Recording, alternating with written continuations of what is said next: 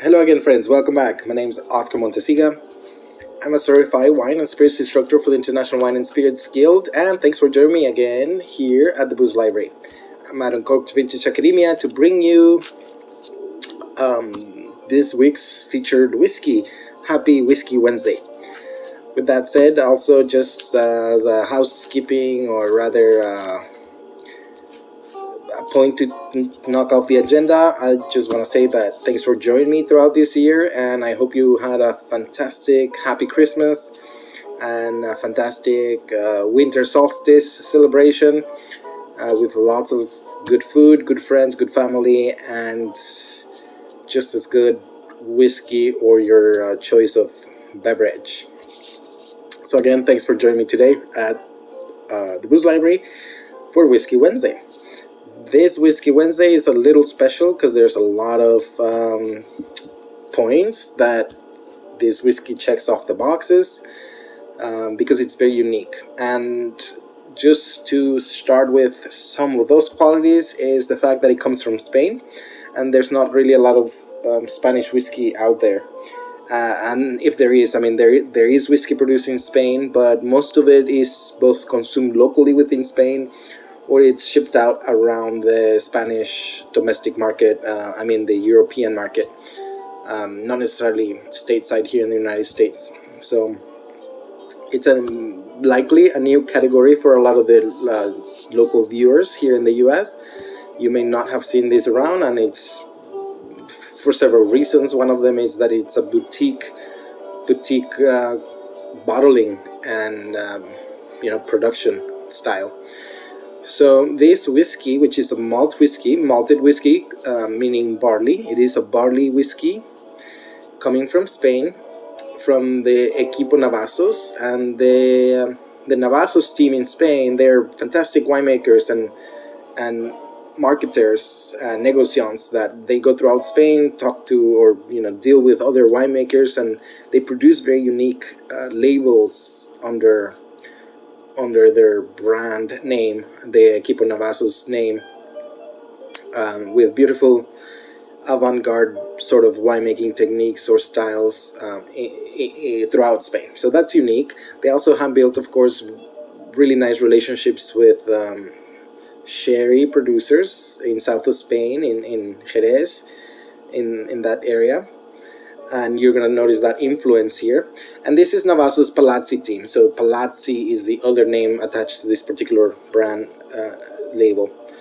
But this malt whiskey is bottled at a barrel proof or cask strength. When I say that you're going to see the sherry influence in this whiskey, it's the fact that it's spent about 11 years in an Oloroso sherry cask. So obviously they've got the connections of the sherry triangle in Spain, and they decided to age this whiskey in those Oloroso barrels. Bottled at cask strength, and that strength is at 53%, so it was not diluted further since it's been aging. Again, an average of 11 years. This was bottled in 2021, being lot number 1 for 2001, and it is one of 900 bottles produced for this batch, or bottled for this batch. Other than that, very, very happy to try it.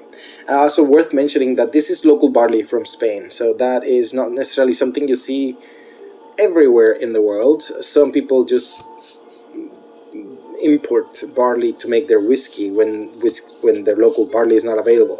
So this is local barley, aged basically in local wine barrels, and beautiful team behind it. So let's give it a go. We're tasting neat, and this is a clear whiskey. The whiskey is light gold amber in hue. It has a green straw transition, and it has a thin clear edge. My nasal impact is drying. Just really as soon as you start taking a sniff of the glass, your nose starts to dry out quite not aggressively, but intensively. And really the most prominent thing and the first thing on the nose is the influence of the sherry. Well, that sherry is giving me a lot of nuts. I get nuts, almonds, walnuts. I get the sherry qualities of yeast and bread and chamomile and um, just oxidized wine, basically oxidized wine influence.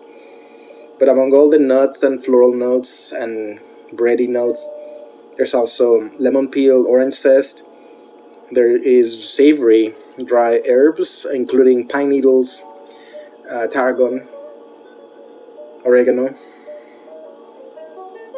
And then furthermore, there's just a hint of, or a layer of toffee qualities. So the malt is kind of lost for me on the nose, at least. I get more of the élevage and maturation aromas and bouquet. So my aroma of production of that barley, it's, weak towards adequate and simple, versus my élevage bouquet is really complex and also adequate, or rather powerful.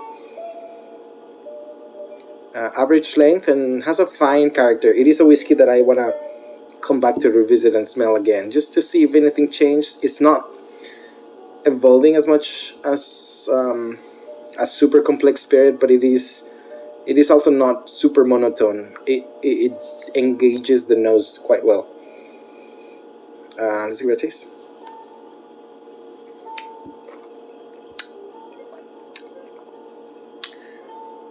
The palate is primarily astringent, but there's nice highlights of a coating sensation and a warming sensation.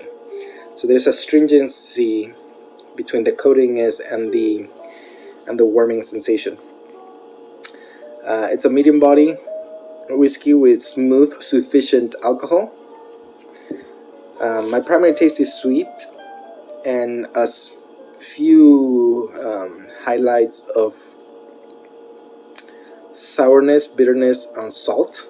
There's a little bit of salty brininess, as well as bitterness, as well as sourness, but the primary taste is sweetness. And it's got a very buttery mouthfeel.